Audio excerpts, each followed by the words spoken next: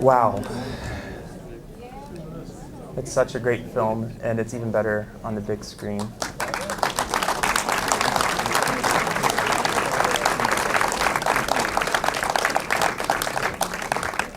I'll start us off with just a few questions, and then we'll make sure to spend most of the time with your questions for Gabrielė. Language is really important in the film. Of course, Ilona is a Norwegian-Lithuanian translator, and then of course there's so many different languages spoken throughout the film. Was that always part of the way you conceived Renovation? I think so. It was quite early on that I decided that she would be a translator who kind of secretly writes poetry or even forgot that she is a poet, like that it's kind of a side of hers that she neglected. So, and as a translator, she's very good with words, but she cannot really openly express herself. That was interesting to me. And then also it was important for me to kind of explore how multicultural Vilnius is, because it is, and especially in recent years since the full-scale invasion. Actually, since the events in Belarus in 2020, we got many more Belarusian immigrants. And that's somehow not reflected in our cinema. So I wanted to do that and just, show Vilnius as it is. And I also think that, having lived in the States, thinking in different languages and speaking different languages has become such an integral part of me. So I liked having that in the film as well.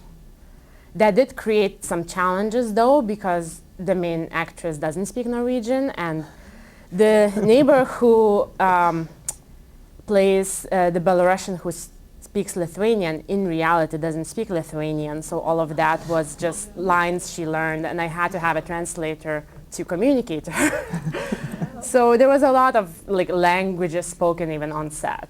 Oh, wow. Obviously, too, it's in film, actually on film, and increasingly in a time where we aren't shooting on film very often. How early in the creative process did you decide that you were shooting on film, and how was that important to the visuals that you wanted? I think it was quite early. It was a mutual decision of mine and the DOP's, Vytautas Katkus, who really likes shooting on film. But the decision was because I wanted to elevate this poetry of every day, or to find poetry in those mundane images and actions, because I do find everyday moments very poetic. And actually, when I conceived of the film, that was I think one of the main inspirations to make a film about small movements between people.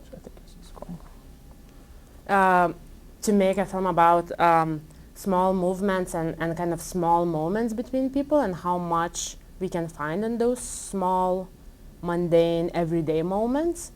I mean, these are also the kinds of films I like. So I was thinking a lot about that, and also, how to find the poetry in those moments. But I should also mention that, I went to Emerson College, as we said before, and this is where I discovered, I think, my love for analog. This is where I learned how to shoot on 16 myself and develop it and even cut it on a Steenbeck. So I think I just carried that, and I looked for opportunities to use that. There's a lot. Okay. There's a lot of you here. Can you hear me in the back? Okay. So I'm going to turn it over for questions, but we're going to try to get as many questions as we can, so please be straight to the question. And we have mics going around. Okay, thank you very much. I'm Ukrainian, so I can't even, I'm so happy, a little emotional. Heroям Slava, thank you very much. You feel us so much in this movie. So this is one of the best movies about the war without the war. Seriously, I've never seen anything like that. And details are amazing. The Belarusian flag, Ukrainian flag, and all of the details, which just absolutely amazing. where did you find Ukrainian actors? And where they're living in Lithuania, you work with them, and also I saw Ulyana as the name, as Ulyana Kim, one of the, so can you tell us more about Belarusian and Ukrainian actors and in the movie, and where do you find them and how to cast? Thank you. Appreciate it. Thank you so much. That really means a lot. That one of the main things that was on my mind before the shoot and while shooting was like how to portray the war authentically. And since the full-scale invasion, I wanted to kind of convey this feeling of how we are affected, in small, of course, smaller ways than in Ukraine, but yeah, how we feel about it in Lithuania. So that was really important for me. I found Roman Lutsky, who plays Oleg.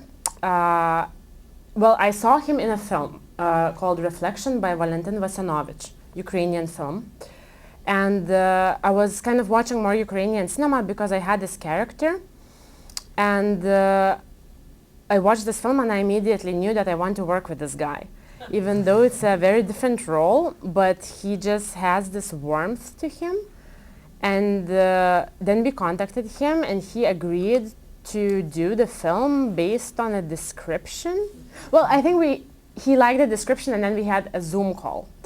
And I realized on that Zoom call that he is Oleg. And it's like he is so close to the character. It never happened to me with any other actor.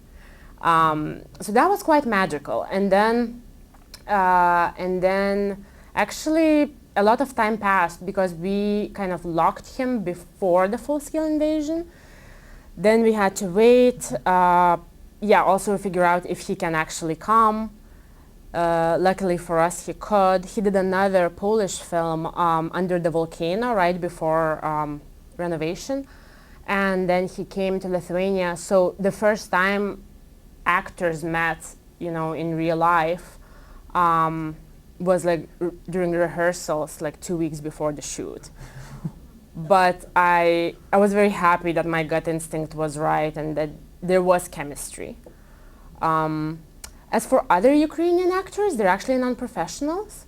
Other like workers and his wife, they're all non-professionals who live in Vilnius. And the Belarusian neighbor is a professional actress from Belarus but lives in Vilnius. Yeah. Thank you.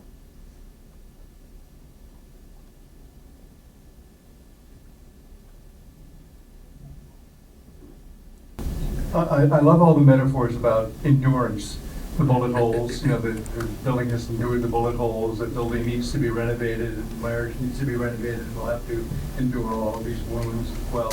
It's all beautifully integrated together. Can you talk a little bit about what relationships really are when war and oppression are on the edges of the country, because they sort of are here too? And how does that affect relationships? I mean, I think that's something that we don't talk about. You mean how we feel about the war, or how it? I guess so. Give us some advice.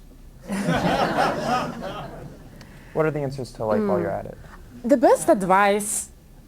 Okay, so I feel like we all go through waves of feeling despair and then finding some kind of hope, and usually we find hope through action, right? But I remember. Yeah, at some point I probably definitely felt this despair about, the war spreading, further and coming to Lithuania. Also just like feeling, so sorry and kind of hopeless about what's happening in Ukraine. And Roman, who plays Oleg, gave me the best advice. It was, you either go to fight or you continue to live your life and do what you do in the best possible way. So I kind of found the answer in myself that it is at this moment to make movies. And I was just trying to do that as best as I can. And then if we can also, through art say something more, then I think that's great. But I think that, I don't know,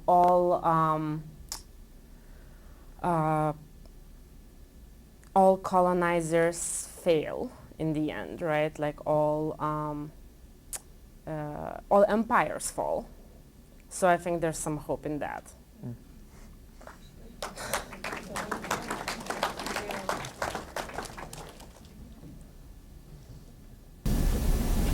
Thank you for your beautiful film. Your title that you give us is quite transcendent for many aspects of the film, both what's going on in the lives of the characters, what's going on in the setting of the film, what's going on in the world. I'm curious, did you think of giving other titles before choosing this one? That was the title from the very first draft. Actually, I could share with you how the idea came. And I do wonder, yeah, I probably wrote down the title right then. I was in the States at the time. I did my MFA at Columbia University, and I was kind of spending the summer, loosely thinking of ideas for a script I should write in the following year there. And I was really missing home, and I wanted to write and tell a Lithuanian story. And I watched a film by Krzysztof Kieslowski, Film Buff or Camera Buff, I think is the translation. And that film just like mentally transported me back to Vilnius because of how similar the landscape is. And right after watching that film, this idea came to me. All three characters, the circumstance, renovation, the fact that this renovation affects the couple, that everything seems right on the surface, but something is boiling inside. Yeah, I feel like it's quite a rare instance where like all of that comes to me, like so much immediately comes to me together. And of course there were like, I believe, inspirations, because previous year my apartment building in Vilnius was under a similar renovation and I couldn't communicate to the workers. So all of that somehow was at the back of my mind, I guess. But I believe, well, renovation was there from the beginning, basically.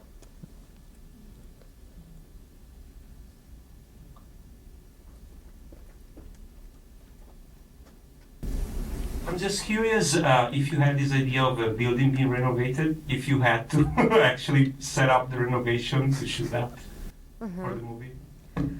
So we were very lucky, and this was exactly how I envisioned it. The apartment where the film was mainly shot, it was in a building not under renovation, but an identical building very nearby was under renovation.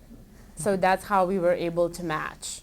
And we had to do, some, thinking about shots and matching.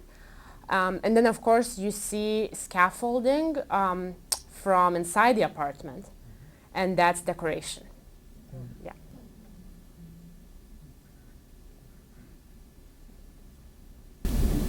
Wonderful film.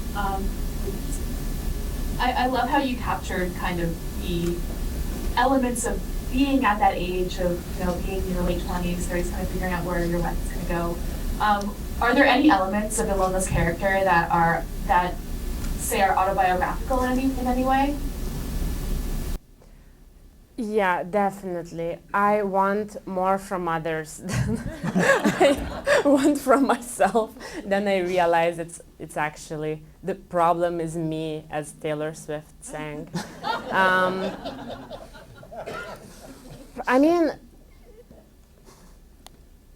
perfectionism, definitely one of them, because at some point I was writing and rewriting and perfecting the script so much, and it seemed just like not good enough. Then I realized, well, I'm just like her, and at some point it's time to let go, because script changes through rehearsals, through shooting, through editing, and it changes for the better because of people who are your collaborators, who you're working with. So I think, I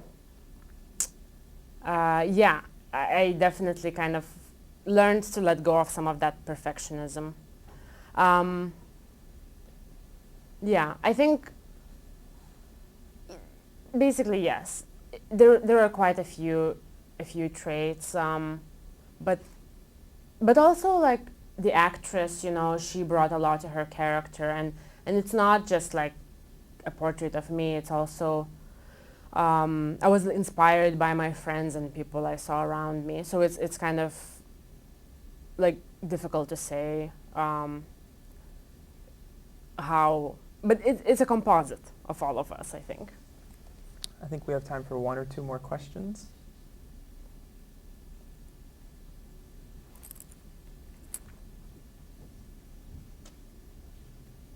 What's the postscript for the two characters at the end? The postscript, meaning What happens next?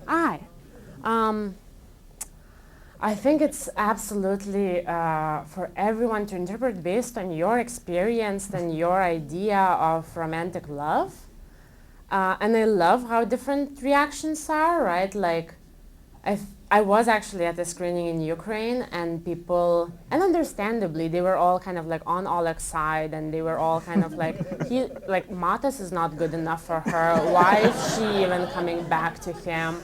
So I don't know. I mean, I totally get it, you know, but I think at least there's potential for them to be friends, right? And then like, I don't know, but I feel like if they do stick together, then they will have more problems in future. There will be like, yeah, like maybe, I don't know. I don't think there should be a part 2, but I mean, who knows? Maybe 10 years later. Hi, I was wondering, it's a very kind of small detail in the greater setting, but the painting on the door, it's simplistic but moving, and it comes to show up a lot through the second half. I was wondering if you could speak on it. Was that your creation or some other artist working with the film? How did the painting get to be such a huge one?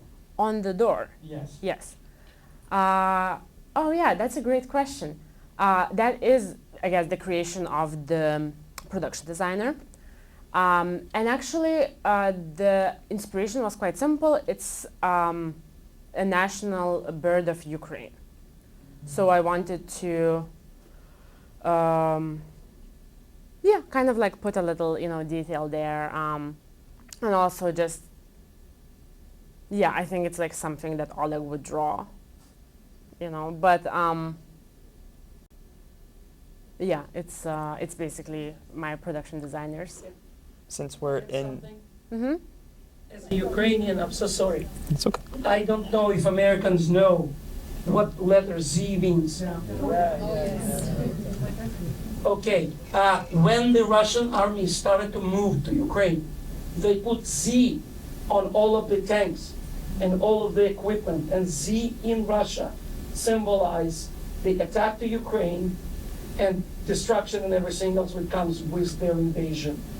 This is why letter Z was saying in the movie that this was some hooligans, whatever the word they use in the movie in Lithuanian, which so basically that's, unfortunately, even in Lithuania, there are some people who are supporting Russia. And when something like that showed up on the door of the building renovated by Ukrainians, that was a big deal. And one of the greatest things, I love this, in this movie, instead of writing something against Russia or against Putin, he decided to put a beautiful, beautiful painting of our birds, which we love. Thank you very much for explanation. Thank you. Thank you as well, sir. One last closing question, since we're in the Emerson Paramount Theater. I saw a shirt that said Paramount Theater at the bottom. Was that the Matas was wearing? Was that intentional, or was that a different Paramount Theater? Thank you so much for noticing. That was not intentional. Awesome. But you know, life is full of happy accidents, right? And I think everything happens for a reason. Can I share like another small anecdote from the film? So basically this apartment we found was pretty perfect, right? It was this, already kind of like modernized apartment, but in a Soviet era building. It made sense for these characters to move in there. But it had this old piano in it. And this old beautiful piano, but I didn't have a piano in the script. And then we were wondering, should we move it or not? But it's very hard to move, so maybe let's leave it. And I just had, again, a gut feeling that we would use it somehow. And then when we were blocking the first proposal scene, actually it was my DOP who suggested to use it and play Mendelssohn March off key. And I think, and I was like, yes, because we were looking for little ways to bring in humor and kind of like, I don't remember now like exactly because we had like a phrase between like us, like let's look for this, you know, but basically like let's look for like something funny, and that suggestion was exactly that, and that piano was there for a reason. So I guess that shirt was also there for a reason. Thank you. One more round of applause for Gabrielė and Renovation. Yeah, thank you so much.